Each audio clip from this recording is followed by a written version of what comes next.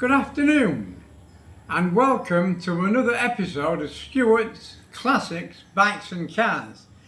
Well, today I'm just looking at how I'm going to fasten this 28mm carburetor onto my HD3. There's lots of problems to overcome, so let's have a look at what we're looking at and I can explain what the problems are.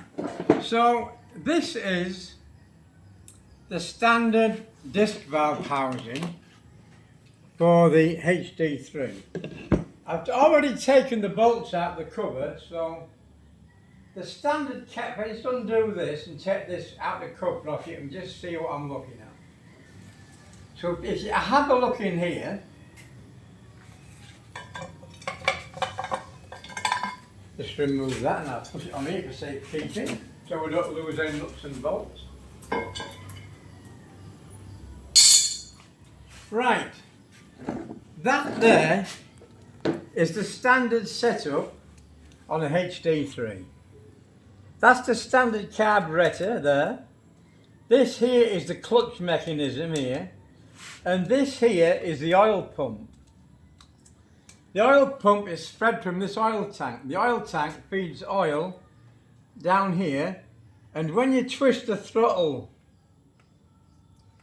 there's twin cables, so apart from opening and shutting the throttle, which is here, it's also pulling the oil pump back to give more oil. But when I get this engine completely done, I shall remove this oil pump. We won't be using the oil system. We'll be putting the oil straight into the petrol tank. So let's have a look at what the problems I'm facing. What I want to do, I want to replace this carb. I'm going to cut this cover so the cover only fits here. I'm going to fit a 28mm carb here with a velocity stack that's going to sit out here somewhere with a mesh filter on it. But the problem is, this is the standard carburetor. So if I pull this carburetor off, I've already taken the clamp off it so we can see it quickly. If we just hang that down there, that's the disc valve housing there. This is my spare one which I'm going to alter. This piece here, you can see, is sticking through the cover here. So this shoulder, if you look at this closely, Mum, just open that up so I can make a bit of a pointer out my vernier. This shoulder here, you can see there, comes flush to the back of that cover. So when the carburetor fits on here, if you can see that, Mummy, when I put that carburetor on, that spare one, the carb all but comes up to that shoulder. There's just a small gasket between it. So if you open the throttle, you can't really see it, but anyhow, take my word for it. So that's it there. It's going in there and sits up against the shoulder at the back of the carburetor here. But when this here, this carburetor actually, although that bit there measures 27mm here, across here,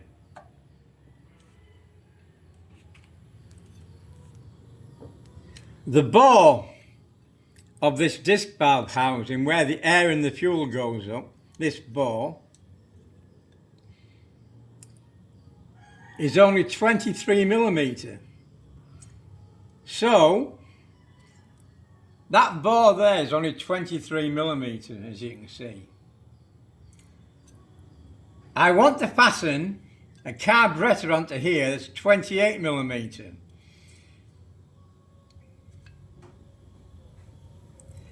The OD of that, the OD of that stub is 27mm. So if I bore that out to 28mm, to 28mm, that's the fruit falling off that fruit tree. Yeah. to 28 millimeter, this piece here won't exist anymore. So let's measure the rest of it.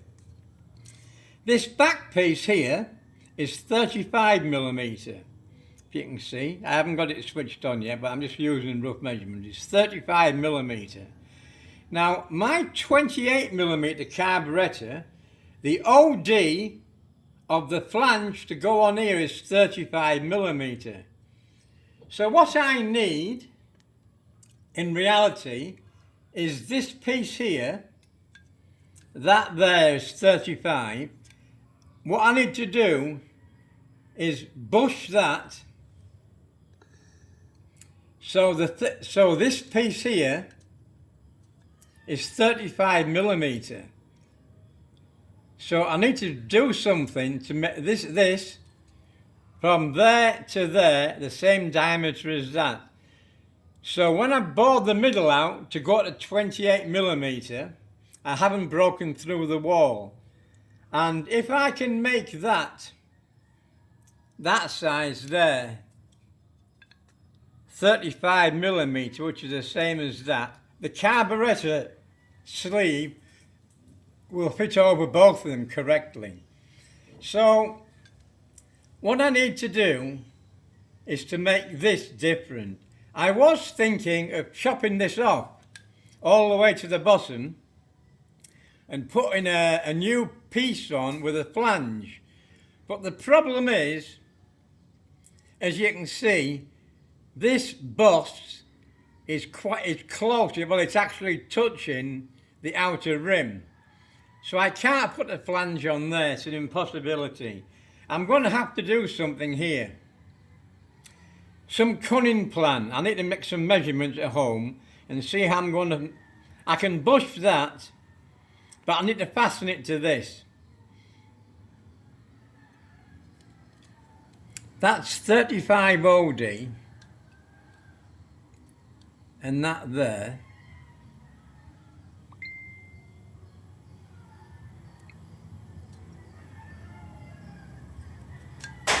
That's 35. You're pointing. That's 35, which is the same diameter as the sleeve for the 28mm carburetor. That's 35 OD. But I want to bore it to 28. So that's 30, that diameter. So I'm going to bore it slightly smaller than that. So what I might be able to do, that's 30. So if that's 30 and I bore it out to 28, it only gives me a millimeter wall thickness either side, that area, but it won't matter. Because what I'm going to do, I'm going to machine this down to that diameter, which will give me a wall thickness here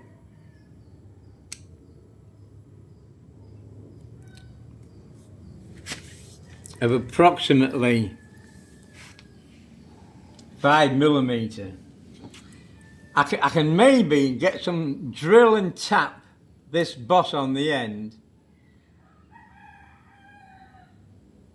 to fasten a piece on. I'm going to have to give it a bit more thinking. Because if you turn this disc valve over and look at it, this is the disc valve itself that opens and closes that disc valve window. So what we need to think of, when this engine is working, that's the disc valve, and at the moment, as you see it here, this inlet port is fully open. It's that way around when it's working. But if you look at it from the back, that's fully open. So when the engine spins, this disc is closing the port. That's the port fully closed. And it's closed all the way till this valve comes all the way around here again, and then It just starts to open there. What we also have here, we've got a small oil jet that comes in here, which is actually lubricating this disc. So I've got to keep that so I can lubricate the disc. I'm getting bitten to death by mosquitoes. But what I am going to do, if you see this disc that I'm spinning with my hand here, it doesn't close and open the port. It opens the port at the bottom first at an angle. So what I'm going to do, I'm going to open this port up so it's the same angle as this line here. So when it opens, instead of opening a fraction of it, it's going to open the full port. And the same here. When it comes round to close it, that's still a fraction of the oven, but what I'm going to do, I'm going to open this top piece out, a fraction, backwards, so that port size, that line there, this line here, on that port, will be the same angle as that. So the port will actually stay open longer. It'll be there. It won't alter it, but there'll be more volume going through it because it'll be at the same angle as the disc. So we have that to do there.